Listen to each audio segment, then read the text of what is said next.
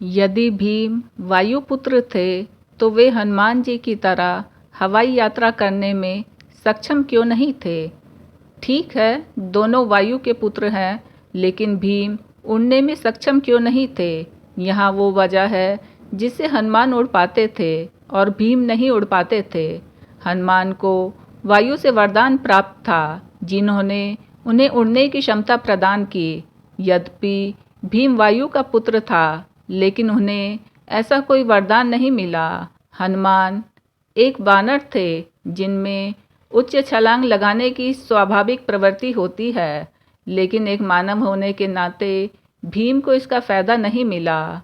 हनुमान केवल वायुपुत्र ही नहीं थे, बल्कि भगवान शिव के अवतार भी थे।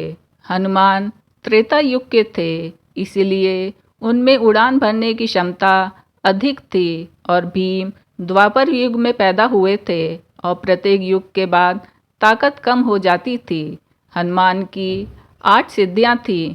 प्राप्ति, किसी भी समय तत्काल यात्रा या कहीं भी जाने की क्षमता। लघिमा, हवा की तुलना में भारहीन या हल्का होने की क्षमता, क्योंकि भीम के पास ये सिद्धियां नहीं थीं।